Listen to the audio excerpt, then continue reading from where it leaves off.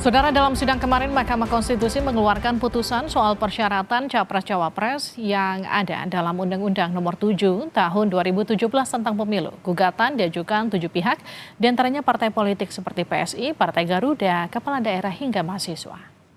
Kalau kita lihat, MK memutuskan seseorang yang belum berusia 40 tahun dibolehkan mencalonkan diri sebagai Capres-Cawapres selama berpengalaman menjadi kepala daerah yang merupakan hasil pemilu atau pemilu kepala daerah. Namun putusan ini tidak bulat disetujui seluruh hakim MK. Ada 5 hakim setuju, 4 hakim menolak. 5 hakim yang setuju adalah Daniel Yusmik, Eni Nurbaningsi, Manahan Sitompul, Guntur Hamzah, dan Anwar Usman. Sementara 4 hakim yang menolak Saldi Isra, Arif Hidayat, Soehartoyo, dan Wahiduddin Adams. Putusan MK menimbulkan polemik karena banyak pihak menghubungkannya dengan kemungkinan Wali Kota Solo yang juga putra Presiden Joko Widodo maju jadi kontestan Pilpres mendatang. Apakah putusan ini memang disiapkan untuk Gibran maju Cawapres? Kita akan bahas usai tayangan berikut. Putusan Mahkamah Konstitusi disorot setelah Hakim Ketua Anwar Usman mengetuk palu mengabulkan sebagian gugatan batas usia Capres-Cawapres. MK membuat aturan baru dengan membolehkan kepala daerah yang sedang atau pernah menjabat dapat mengikuti Pilpres meski belum berusia 40 tahun. Sehingga pasal 169 huruf Q Undang-Undang Nomor 7 Tahun 2017 tentang pemilihan umum selengkapnya berbunyi.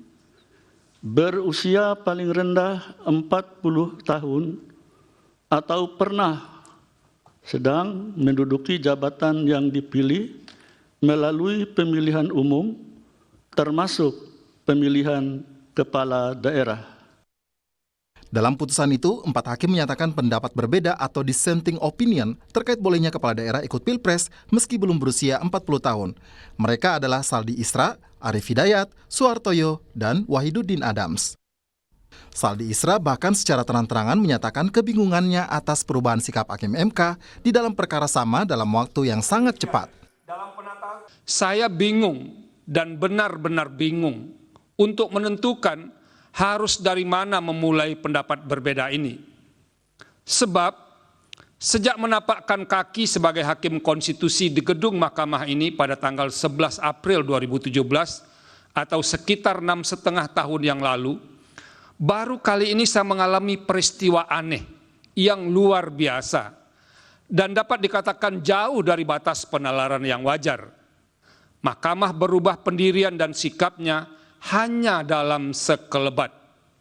Sebelumnya dalam putusan Mahkamah Konstitusi nomor 29 5155 tahun 2023, Mahkamah secara eksplisit, lugas dan tegas menyatakan bahwa ihwal usia dalam norma pasal 169 huruf Q Undang-Undang 7 2017 adalah wewenang pembentuk undang-undang untuk mengubahnya. Padahal sadar atau tidak, ketiga putusan tersebut menutup ruang adanya tindakan lain selain dilakukan oleh pembentuk undang-undang. Apakah Mahkamah pernah berubah pendirian? Pernah, tetapi tidak pernah terjadi secepat ini, di mana perubahan terjadi dalam hitungan hari. Sebelumnya, Menko Polhukam Mahfud MD menegaskan bahwa MK tak memiliki wewenang terkait konten undang-undang karena MK ada di ranah yudikatif. Mahfud pun mengaku heran kenapa gugatan soal batas usia begitu lama diputuskan oleh MK. Menurut saya itu open legal policy.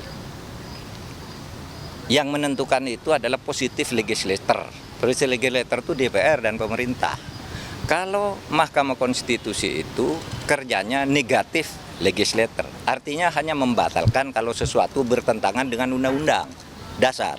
Tapi kalau hanya orang tidak suka dan sebagainya, itu tidak pantas. Tapi tidak dilarang oleh konstitusi, MK tidak boleh membatalkan sesuatu yang tidak dilarang oleh konstitusi. Kalau ini tidak open legal policy, ada masalah yang harus segera diselesaikan, apa alasannya? Itu harus jelas nanti di dalam putusannya. Menurut saya sederhana sih, kok terlalu lama memutus itu. Di sisi lain, Presiden Jokowi menegaskan tidak ikut campur terkait putusan MK. Publik mengetahui bahwa Hakim Ketua Anwar Usman merupakan adik ipar Jokowi atau paman dari Gibran Rakabuming Raka. Sementara soal isu nama Gibran yang disebut bakal ikut Pilpres 2024, Presiden Jokowi menekankan urusan Capres-Cawapres kewenangan partai politik. silahkan ditanyakan ke Mahkamah Konstitusi. Jangan saya yang berkomentar. Saya tidak ingin memberikan pendapat atas putusan MK, nanti bisa disalah mengerti seolah-olah saya mencampuri kewenangan yudikatif. Pasangan capres dan cawapres itu ditentukan oleh partai politik atau gabungan partai politik. Jadi silahkan tanyakan saja ke partai politik. Dalam program Rosi, peneliti politik Yusuf Ishak Institute, Made Supriyatma menegaskan bila kelak putra sulung Jokowi maju kontestasi politik sebagai bacawa pres, maka merupakan suatu yang didesain. Made menyebut putusan MK bahkan bisa dituding sebagai bagian dari desain untuk memuluskan jalan Gibran. Saya akan mencurigai sebagai tetapi saya tidak bisa berbuat apa-apa ya, karena itu sudah keputusan kan. Tetapi bagaimanapun juga saya seperti publik juga itu pasti punya persepsi. Ya, bagaimanapun juga bahwa ini adalah sesuatu yang sudah dirancang sebelumnya untuk memuluskan keponaannya menjadi calon wakil presiden. Itu tidak bisa tidak. Putusan MK bersifat mengikat dan final, dan kini putusan itu membuat putra Presiden Gibran Rakabuming Raka bisa maju dalam kontestasi Pilpres 2024. Tim Liputan, Kompas TV. Benarkah putusan MK kemarin memuluskan jalan kilat Gibran untuk maju sebagai bacawa pres Prabowo atau mungkin juga Ganjar? Kita bahas bersama Hendarsam Marantoko, Ketua Umum Lingkar Nusantara atau Lisan, relawan pendukung Prabowo. Ada juga Ahmad Baidowi, juru bicara P3, dan juga Ferry Amsari, Direktur Pusat Studi Konstitusi Pusako Fakultas Hukum Universitas Andalas. Selamat malam Bang Ferry, selamat malam juga Bang Baidowi, selamat malam juga Pak Hendarsam. Malam. Saya ke Pak Ferry dulu. Pak Ferry, jadi gimana kita menerjemahkan putusan MK kemarin? Ya, Mbak Livi, perlu dijernihkan dulu soal pembagian komposisi hakim dalam putusan. Hakim memang terdiri dari dua kelompok, satu yang mayoritas dan minoritas 4 orang yang menyampaikan dissenting. Tetapi yang mayoritas ini juga terbagi jadi dua, yaitu 3 orang yang setuju seluruh elected official atau penyelenggara negara yang dipilih melalui proses pemilu termasuk pilkada, itu meskipun mereka di bawah umur 40 tahun dapat menjadi calon presiden dan calon wakil presiden.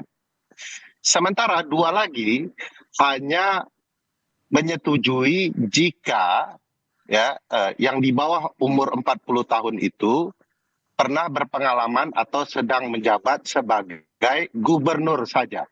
Alasan mereka, gubernur merupakan perwakilan pemerintah pusat di daerah, sehingga pengalaman mereka dengan pemerintah pusat cocok menjadikan dia menjadi wakil presiden dan wakil presiden.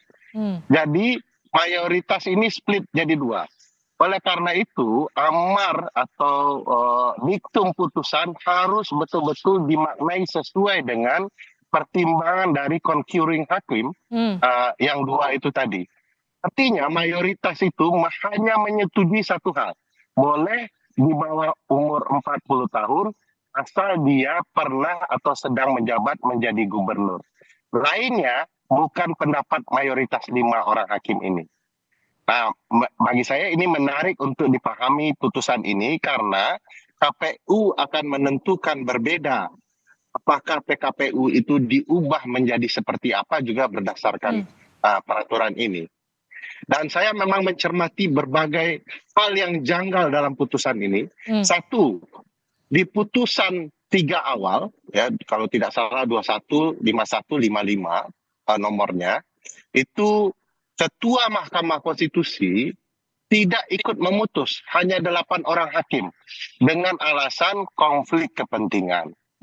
Nah, anehnya di putusan 90, ketua ikut memutuskan. Dia lupa soal konflik kepentingan, padahal pemohon dengan terang-menerang menyebutkan bahwa permohonan ini dia ajukan karena dia adalah fans berat dari Mas Gibran, karena Mas Gibran berhasil membangun kota Solo. Sehingga konflik kepentingannya jauh terlihat lebih besar di dalam perkara 90. Oke. Nah, bagi saya aneh kalau Ketua MK tetap memaksakan. Kedua, perkara ini pemohonnya sudah pernah menarik perkara. Sebagaimana dijelaskan dalam dissenting Oke. Hakim yang mulia Arif Hidayat. Harusnya Mahkamah mengeluarkan penetapan penarikan putusan. Tetapi Mahkamah tiba-tiba membolehkan ya batalnya penarikan putusan itu tidak lumrah di Mahkamah Konstitusi. Begitu orang biasanya menarik perkara, maka Mahkamah langsung menyatakan penetapan penarikan perkara. Tidak pernah berulang-ulang ya kalau orang diperbolehkan tarik perkara lalu balik lagi, itu marwah Mahkamah akan seperti apa? Seolah-olah mengajukan perkara hanya senda gurau belaka kan begitu. Oke. Nah ini juga aneh kenapa bisa terjadi. Belum lagi kalau kita bicara betapa tidak konsistennya Mahkamah dalam konsep open legal policy. Semuanya dulu ditolak, hanya ada satu putusan 112 mengenyampingkan berbagai hal, sepanjang menurut Mahkamah telah terjadi intolerable injustice, ketidakadilan yang tidak bisa ditoleransi. Oke. Apakah syarat menjadi calon presiden adalah keadilan yang tidak bisa ditoleransi? Tidak. Oke. Ini konsep untuk pelanggaran HAM berat yang digunakan MK Baik. untuk membenar-benarkan putusannya. Begitu ya. Oke, saya ke Pak Hendarsam. Jadi Pak Hendarsam kalau melihat dengan adanya putusan MK ini, apakah kemudian jadi jalan tol untuk Gibran disandingkan dengan Pak Prabowo yang juga menjelaskan seakan-akan terbuka lebar, bahkan Golkar disebut ingin menarik Gibran bergabung. Komentar Anda Pak Hendarsam? Ya, yang pertama bahwa kita harus sepakat dulu bahwa putusan MK ini sifatnya final dan mengikat. Nah, artinya apa? Kita terlepas daripada adanya perdebatan terkait dengan masalah sudut pandang mengenai masalah pertimbangan hukum, mengenai masalah amar putusan dan lain sebagainya, itu biarkan menjadi suatu dialektika, menjadi suatu diskursus yang ada di publik. Itu yang pertama. Nah, tinggal bagaimana nanti KPU ini bisa menerjemahkannya ya, ke dalam suatu aturan dan suatu tindakan hukum berikutnya. Itu yang pertama. Yang kedua, kita melihat dari sudut pandang kami bahwa ini sebenarnya kan merupakan angin segar bagi para orang-orang muda untuk ikut berkontribusi dalam politik. Bahwa orang-orang muda, anak-anak muda bukan hanya menjadi objek politik saja, tapi bisa menjadi subjek politik. Itu yang kedua. Saya juga sebenarnya nggak sepakat kalau dikatakan bahwa ini hanya mengikat konstitusional bersyarat hanya untuk mereka yang sudah pernah menjabat ya kan dengan landasan filosofis bahwa mereka sudah berpengalaman. Kalau kita melihat bahwa kesetaraan dalam persamaan di mata hukum bahwa hak memilih itu adalah hak untuk memilih dan hak untuk dipilih. Nah, kenapa yang jadi parameter kan hak untuk memilih itu usia di range usia 16-17 tahun. Mohon dikoreksi kalau saya salah. Dan hak untuk dipilih 40 tahun yang menjadi pertanyaan saya sebenarnya untuk usia 40 tahun juga ini parameter dan landasan filosofisnya juga apa? Kan sebenarnya gitu juga. Kalau kita bersifat fair ya. Nah, itu satu. Yang kedua juga, ya kan, kenapa harus ada perbedaan di antara usia seseorang untuk dipilih di tingkat DPR RI, contohnya ya, di legislatif, di pemerintah, di bupati, kepala daerah, gubernur, dengan presiden. Kenapa harus ada perbedaan mengenai masalah itu? Landasan filosofisnya juga kan kita tidak menjadi absurd, menjadi kabur. Nah, yang ketiga yang kita ingin katakan bahwa ini kan seperti saya katakan tadi, ini angin segar bagi para pemilih-pemilih pemula. Ya kan, dia bisa mencari wakilnya, bisa benar-benar memberikan kontribusinya, memberikan suaranya melalui orang yang memang sangat mengerti dengan kebutuhan mereka.